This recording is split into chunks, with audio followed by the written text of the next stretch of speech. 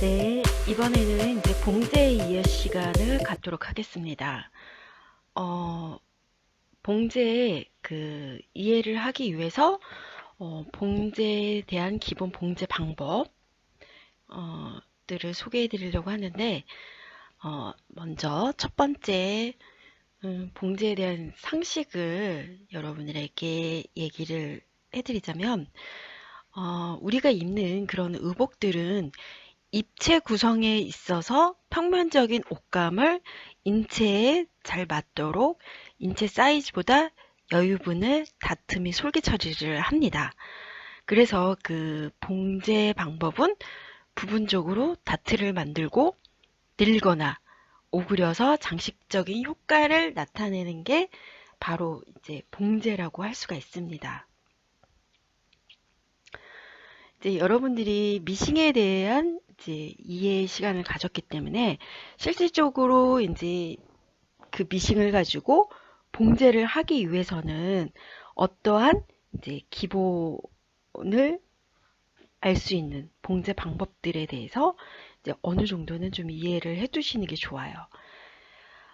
그러면 이제 그 기본 봉제 방법 중에서 이제 세 가지가 있어요. 다트 처리하는 방법, 그리고 오그리는 방법, 그리고 늘리는 방법.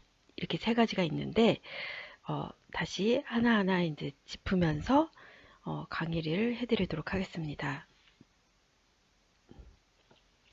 자, 이제 다트 처리하는 방법 중에서, 여러분들은 다트가 뭔지 알고 있죠?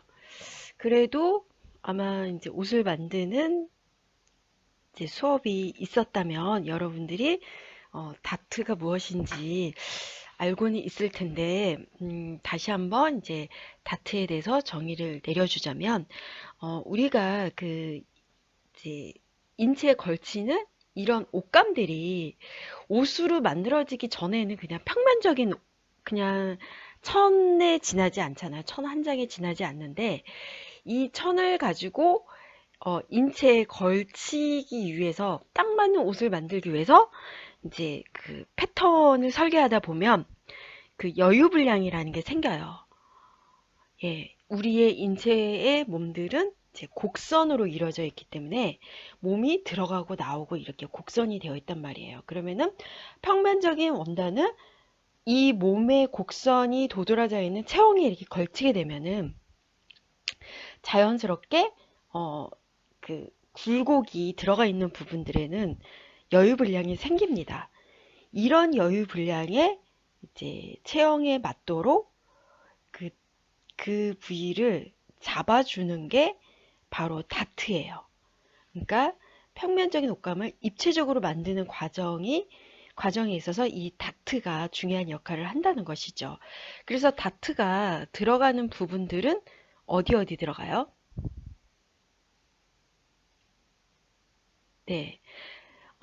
일반적으로는 허리 다트를 제일 많이 넣고, 그리고 아몰 다트도 많이 넣죠. 그리고 그 외에 어깨 다트, 언담 다트, 그리고 이제 뭐 앞중심 다트, 바스트 다트, 그리고 이제 프렌치 다트라고 해서 옆선 쪽에 다트를 넣는 방법이 또 있어요. 아마 이제 여러분들 과에서는 그러니까 입체 패턴을 공부하는 드래핑 수업이 따로 없으니까 조금 이해하기가 어려울 수도 있는데, 어, 이제 여러분들이, 입고 갖고 있는 옷들을 한번 관찰을 해보세요. 그러면은 티셔츠를 제외하고는 대부분이 이 다트가 다 들어가 있거든요. 뭐 자켓이든, 뭐, 블라우스든, 그리고 스커트, 바지, 심지어 바지에도 다 다트가 들어가요. 다트가 들어간 이유는 허리에서 골반에 흐르는 라인에 이렇게 몸이 일자가 아니라 약간 허리에서 골반에서 굴곡이 있잖아요. 그 굴곡진 부분에 여유량이 생기는 부분을 다트로 잡아서 몸에 딱 맞게 만들어주는 게 다트 역할이라고 했잖아요.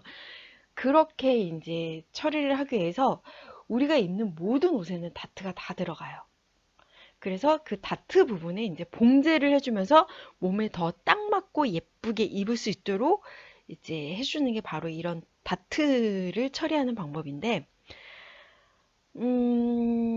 대부분은 이제 BP에서 3, 4cm 아래 위치에서 앞 허리선까지 한두 개 정도의 다트를 만들기도 하고요.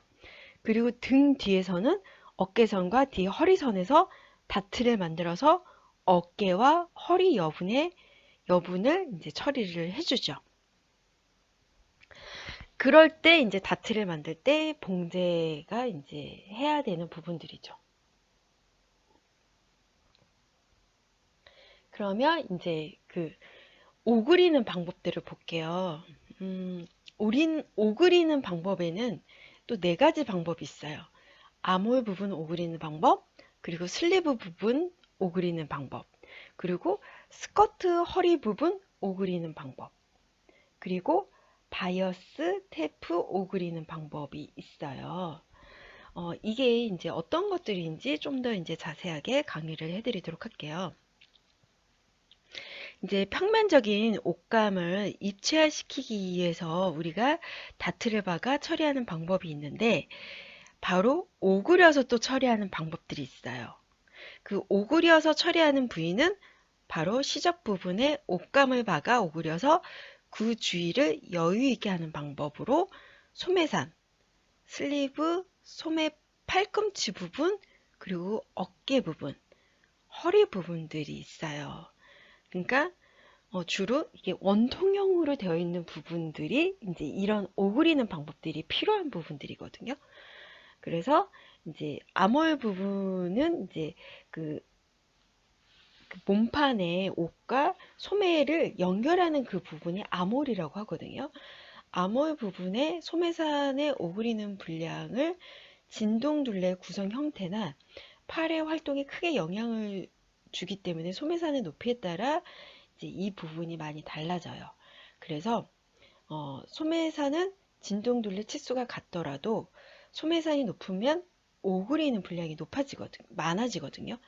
근데 소매산이 낮으면 오그리는 분량이 적어집니다. 이게 혹시 무슨 얘기인지 이해가 되시나요, 여러분들?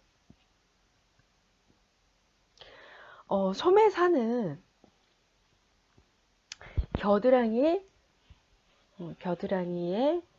겨드랑이 부위에서 어깨선, 어깨와 그 팔이 달려있는 그 팔이 있는 겨드랑이 부분, 거기가 이제 소매산이라고 해요. 근데 소매산이 높으면 좀 활동성이 떨어지는 옷이라고 보면 돼요. 그래서 소매산이 높은 옷들은 대부분 정장이나 드레스같이 굉장히 포멀한 의상들이 소매산이 높아요. 왜냐하면 소매산이 높을수록 활동은 불편할지 몰라도 이게 그 소매 여유량이 적기 때문에 굉장히 몸에 딱 맞는 듯한 그런 느낌을 주거든요. 근데 소매산이 낮으면 소매통이 넓어져요. 그래서 굉장히 활동성이 있는 옷에 주로 많이 들어가는데 소매산이 낮은 옷들은 티셔츠, 그리고 뭐 댄스 의상과 같이 굉장히 팔을 들었다 놨다 움직임이 좀 편안한 그런 옷들이 이제 주로 소매산이 낮게 그렇게 되어 있는데, 여기에 설명되어 있는 것처럼 소매산이 높으면 오그리는 분량이 많아지고 소매산이 낮으면 오그리는 분량이 이제 좀 적어진다고 볼 수가 있어요. 그리고 이제 재질에 따라서도 두꺼운 옷감일수록 오그리는 분량이 많아집니다. 그러니까 소매산이 이렇게 동그란 원 모양 반원처럼 이렇게 되어 있기 때문에 그 부분들을 이제 봉제를 하려면 약간의 그 형태를 마치 셔링은 아닌데 셔링과 같은 효과로 그 부분을 동그랗게 모양을 잡아주기 위해서 오그라뜨리는 것이 이제 아몰 부분 오그리기라는 방법이 있고요.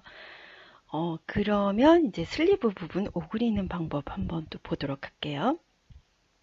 이제 팔이 이렇게 여러분들이 활동하다 보면은 팔을 구부렸다 폈다 이렇게 할 수가 있죠. 그래서 팔은 앞쪽으로 구부러지게 이렇게 앞쪽으로만 움직이잖아요. 뒤로 움직일 수 없잖아요. 여러분들 이렇게 뒤로 움직여 보세요. 팔이 안 구부러진단 말이에요. 뒤쪽으로는. 앞쪽으로 주로 움직이기 때문에 이거를 평면적인 옷감을 입체화시키기 위해서 슬리브 부분의 여유분을 슬리브 뒷부분에서 오그리거나 다트로 이렇게 처리하는 게 슬리브 부분 오그리는 거예요. 그러니까는 팔을 앞으로 이렇게 움직일 수 있도록 편하게 소매 부분의 여유분을 슬리브 뒷부분에서 이제 오그라뜨리면은 조금 더 이제 팔이 편해지는 거죠. 그러면 이제 스커트 허리 부분 오그리는 방법을 이제 보도록 하겠습니다. 스커트를 제도할 때 허리 부분에 다트의 분량 외에도 오그리는 분량을 넣어서 0.7cm 정도 오그려서 이제 처리하는 방법이 있는데요.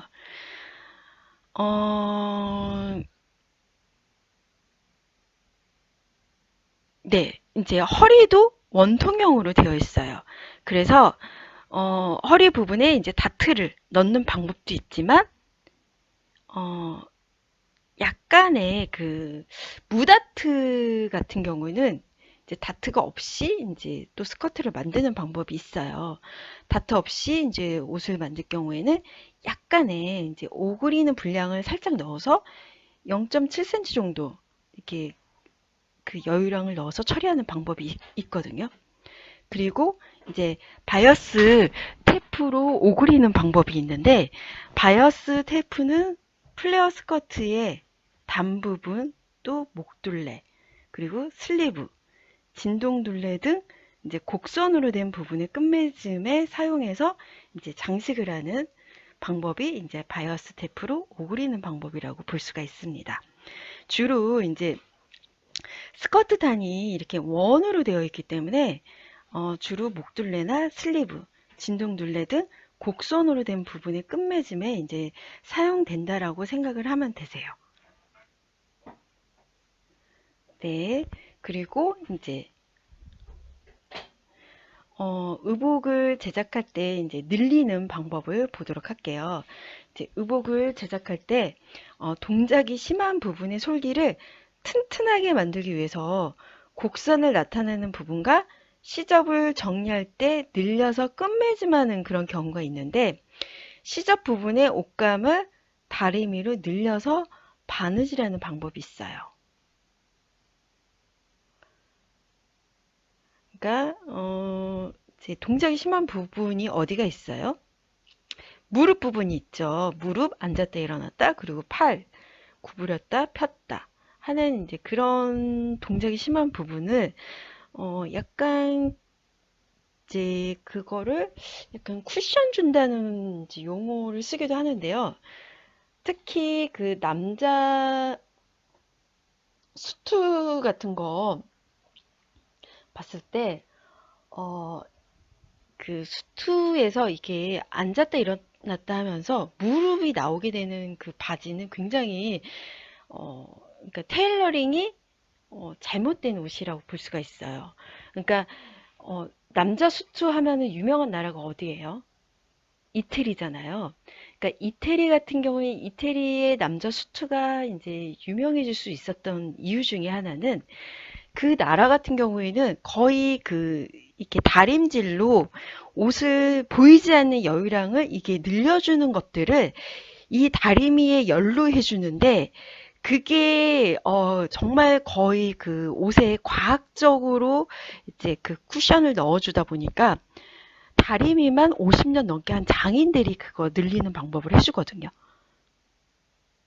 근데 이제 우리나라 같은 경우에는 그렇게 다림질을 50년 넘게 하는 장인을 보기도 어려워요. 예, 그것만 다림질만 50년 하라고 하면 사실 우리나라 사람들 같은 경우에는 예, 잘 안 하죠. 이제 이런 걸 잘 안 하다 보니까 이런 이제 옷을 만드는 디테일한 기술들이 조금은 떨어져요. 그런 섬세함과 정교함이 이제 옷을 만들 때 약간씩 떨어지는데 그 의복을 제작할 때 그 보이지 않는 동작이 심한 부분들에 그 열을 가해서 다림질을 하면서 그 여유량을 잡아주다 보면은 옷이 무릎이 나오지도 않고 착용감이 몸이 핏되는데 약간 편하다는 그런 장점이 있어요. 그래서 진짜로 제대로 된 이제 남자 수트 같은 경우는 굉장히 이제 이런 정교한 기술들이 따라줘야 되기 때문에 사실상 가격대가 굉장히 높아요. 그래서 이제 이런 것들도 이제 봉제 방법의 하나라고 보면 되는데 그 방법들 중에서 이제 슬리브를 늘리는 방법이 있고 그리고 바이어스로 늘리는 방법이 있어요.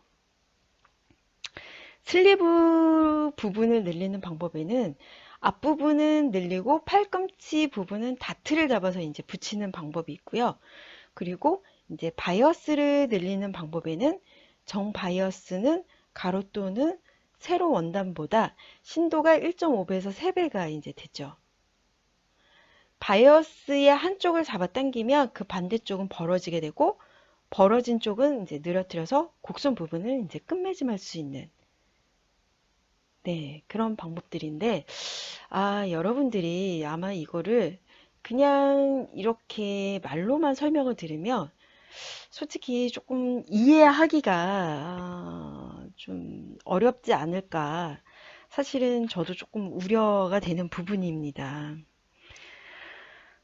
근데 이것들을 이제 여러분들이 그냥 이제 좀 이해를 하고 계셨다가, 이제 제가, 남은 4주 동안은 이제 커리큘럼을 짜봐야 알겠지만, 음, 이제 미싱을 이제 사용할 수 있는 이제 그 소품도 있을 거고, 그리고 손바느질로 완성할 수 있는 소품도 있을 거예요.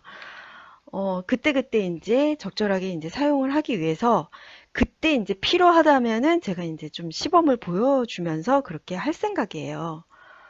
그래서 여러분들이 제가 이제 추후에 보여줄 때, 이제 아예 이제 그 이론으로 들은 바가 없이 이제 한번 이제 보게 되면은 조금 이제 이해가 떨어질 수가 있기 때문에 미리 사전에 이렇게 이론으로 여러분들에게 어, 이제 오그린다, 늘린다, 다트를 처리한다 이런 이야기들을 이제 어느 정도는 조금 듣고 나면은 실제로 이제 저희가 소품을 만들 때 그러한 이제 부분들은 여러분들이 이미 들었으니까 조금 더 이제 더 빨리 이해할 수 있을 거예요. 그래서 이제 그렇게 본격적으로 실습을 하기 위해서 이제 이렇게 이제 이론 수업을 진행하는 거니까, 여러분들이 조금은 답답하더라도, 이렇게 이론으로만 실기 수업을 듣는다는 것 자체가 조금은 답답할지라도, 일단은, 네, 네, 이해하고 잘 넘어가시면 될 것 같아요. 근데 이게 막연하게는 진짜 정확하게 뭘 이야기하는지 조금 와닿기 힘들어도 그래도 어떤 부분을 이야기하는 것 같다라고 조금 이제 이렇게 좀 알 듯 모를 듯 이제 그 정도만 사실 이해를 해도 되세요. 완벽하게 사실 이해하기는 어려워요. 왜냐면 실제로 직접 실습을 보여줘도 사실 이해하기가 어려워요. 직접 본인이 해봐야지만 알 수가 있거든요. 이렇게 제작을 실기를 하는 수업들은 그냥 이렇게 눈으로 보는 것도 따라하기가 어려워요. 직접 내가 해봤을 때 어떤 부분이 어렵고 어떤 부분이 잘 되는지를 스스로 체감하면서 이렇게 배워나가야 실기 수업은 이제 자기게 될 수가 있기 때문에 어찌됐든 간에 어, 네, 그렇게 이해를 하고 그러면 이제 기초 봉제를 이제 들어가도록 할게요. 기초 봉제에서는 이제 주로 이제 손바느질하는 방법들을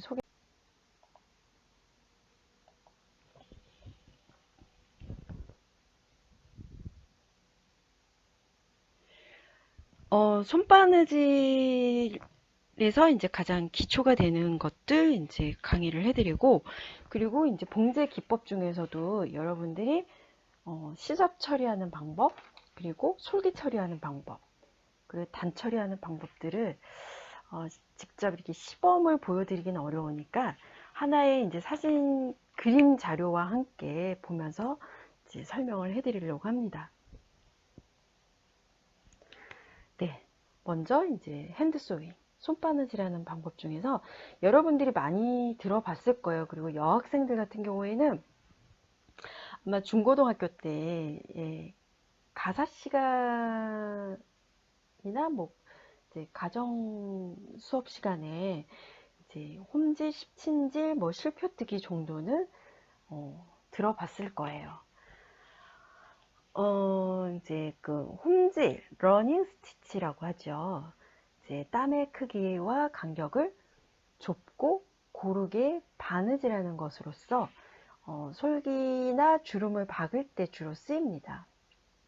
그래서 그 땀의 간격은 소매산 오그릴 때와 플레어 단 처리할 때 0.1cm에서 0.2cm로 하고 2장 이상의 옷감을 붙일 때는 0.3cm에서 0.4cm로 합니다. 근데 여기서부터는 여러분들이 이제 좀 과제를 이제 할 필요가 있는데,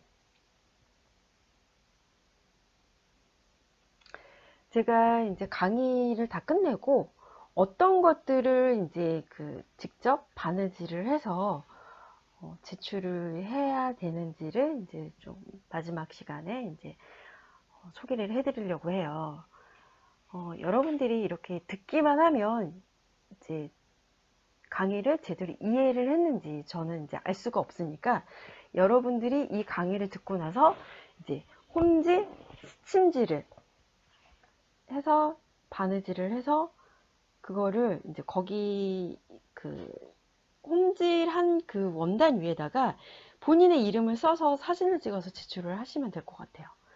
왜냐면 이제 이름을 안 쓰게 되면 제가 실제로 여러분들이 직접 한 것인지 또 확인하기가 어렵기 때문에, 왜냐면 이게 제가 실물을 받아서 포트폴리오로 받아서 이렇게 채점을 하는 거라면 굳이 그렇게 할 필요가 없지만, 실물을 받지 않고 이렇게 사진을 찍어서 사진 제출로 해서 이제 받는 거니까, 여러분들이 필히 그 바느질한 부분 그 원단 위에다가 본인의 이름을 이제 볼펜으로 써서 이제 제출을 해야 제가 그 부분을 이제 점수에 이제 반영을 할 생각이에요. 만약에 이름이 없다, 그러면 이제 인정해 줄 수가 없습니다. 직접 본인이 한 거인지 확인이 어렵기 때문에 인정이 되지 않으니까 이름을 써서 내지 않는다면 굳이 낼 필요는 없을 것 같아요. 왜냐면은 점수 반영은 전혀 되지 않거든요. 네. 그래서 이제 기초 봉제 손바느질에서 이제 홈질, 스침질. 사실 실표뛰기는 조금 하기가 어려워요. 그래서 그거는 이제 생략을 할 거고요. 이제 시침질은 분봉하기 전에 2장의 옷감이 밀리지 않도록 박음선을 이제 표시하는 방법을 이야기를 하죠. 그래서 보통 곡선으로 된 솔기 또 슬리브와 몸판을 붙이는 경우에 본봉을 하기 어려운 곳에 홈질과 같은 바느질법으로 땀의 길이와 간격을 0.5에서 1cm 정도로 해서 그렇게 시침질을 합니다.